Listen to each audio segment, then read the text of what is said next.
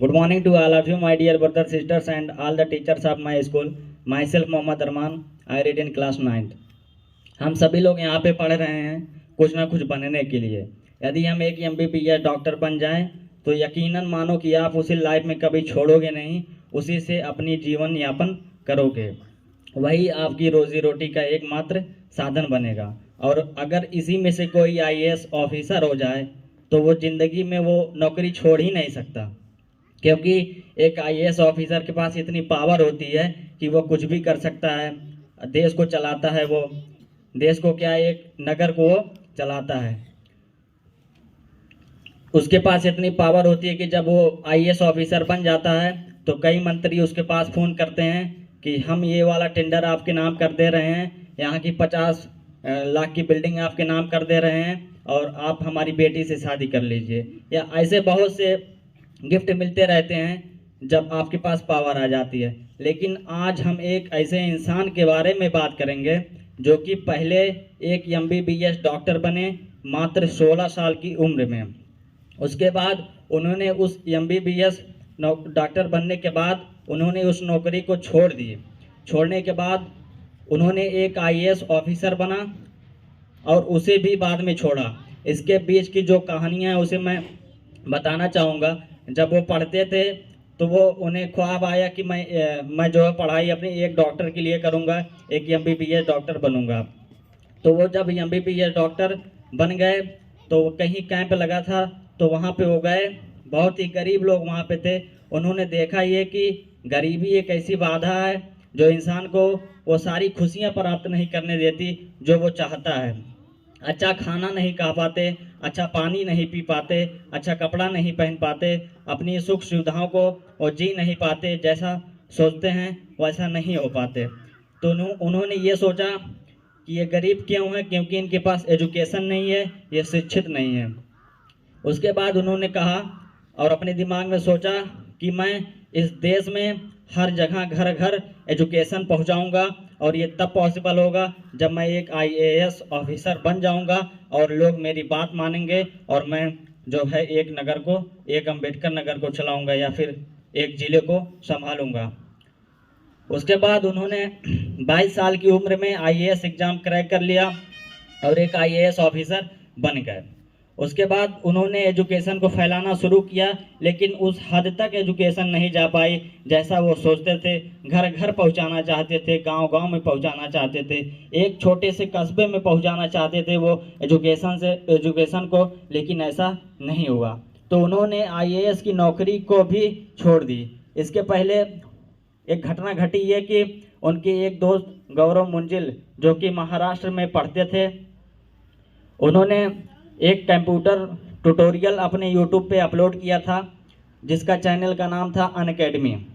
उसके बाद उन्होंने देखा कि उनके वीडियोस को ज़्यादा रिस्पॉन्ड मिल रहे हैं, लोग उनको लाइक कर रहे हैं और एजुकेशन वहीं से उनका बढ़ रहा है। और मांगी हुई उनकी वीडियोस की तो उन्होंने और वीडियोस उस पर डाला तो अच्छा रिस्पांस होने के कारण उन्होंने सोचा कि ये ज़माना डिजिटल हो रहा है, हमें जो है ऑनलाइन का बंदोबस्त करना चाहिए। उसके बाद जो गौरव मुंजिल थे वो पहुँचे रोहन सैनी के पास। तो उन्होंने डिस्कशन किया कि हम जो है पढ़ाई को ऑनलाइन करेंगे। उसके बाद रोमन सैनी और गौरव मुंजिल दोनों लोग राजी हो गए और एक प्लेटफॉर्म का नाम दिया जिसका नाम है अनअकैडमी। शुरुआत में उसका कुछ भी नहीं था, बहुत मेहनत उन्होंने किया। जिस तरह से हम यूट्यूब में देखते हैं, कभी कभी कॉमेडी वगैरह कुछ भी देखते हैं तो अचानक से ऐड आ जाता है, प्रचार आ जाता है।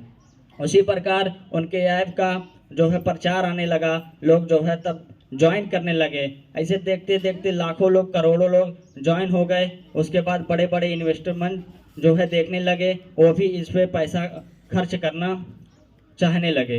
इस पर पैसा खर्च करते करते बहुत पैसा खर्च किया और ये एक प्लेटफॉर्म बन गया अनअकैडमी। हालांकि इसमें एक और छुपे रुस्तम का नाम है जिनका नाम है हिमेश सिंह, उनका भी इसमें बहुत हाथ रहा। तो हम कह सकते हैं कि रोमन सैनी, गौरव मुंजिल और हिमेश सिंह तीनों लोगों ने मिलकर एक अनअकैडमी प्लेटफॉर्म खोला जिसका आज पूरा 1500 15,000 करोड़ उसकी जो है प्राइज है, उसकी कीमत 15,000 करोड़ है। 15 करोड़ नहीं, 1500 करोड़ नहीं, 15,000 करोड़ है, जो कि बहुत ही बड़ी अमाउंट है। तो इस तरह से हम कुछ भी कर सकते हैं लाइफ में। कभी कभी बहुत लोग ये सोचते हैं कि भाई मैं पहले आईएएस बनने वाला था, अब मैं डॉक्टर बनूंगा। आप बनो, सब कुछ बन सकते हो। ये तो कंफर्म है कि आपको कुछ करना ही है लाइफ में, बिना किए जो है आपका जीवन यापन नहीं होगा। तो क्यों हम छोटा सोचें, जब करना ही है तो बड़ा ही क्यों ना करें, तो हम बड़ा ही करेंगे। तो ऐसे ही उन्होंने भी बड़ा किया और आज कई गरीबों लोग को मदद कर रहे हैं। कई ऐसे गरीब हैं जिनको वो जो है फ्री में क्लासेस दे रहे हैं, फ्री में ज्वाइन करवा रहे हैं, फ्री में पढ़ा रहे हैं। इसी तरह से हमारे बीच एक ऐसे शख्स मौजूद हैं जिनका मैं जितना कम बयां करूं उनके बारे में उतना ही कम है, क्योंकि उनके अंदर भी एक ऐसी गुण है, वो भी किसी महान से कम नहीं है। ऑलराउंडर हैं। मैं किसी और की बात नहीं, मिस्टर घनश्याम सर की बात कर रहा हूं, जो कि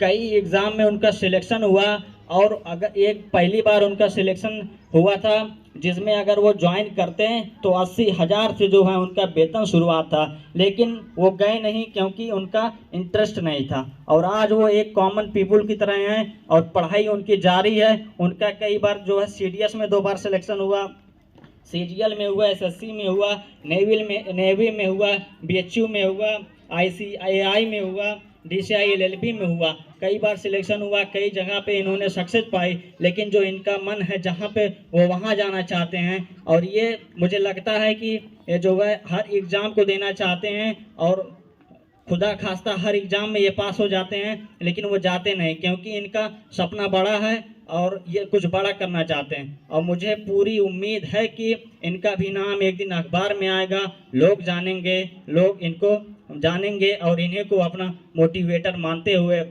इन्हीं के मार्गदर्शन पे चलेंगे।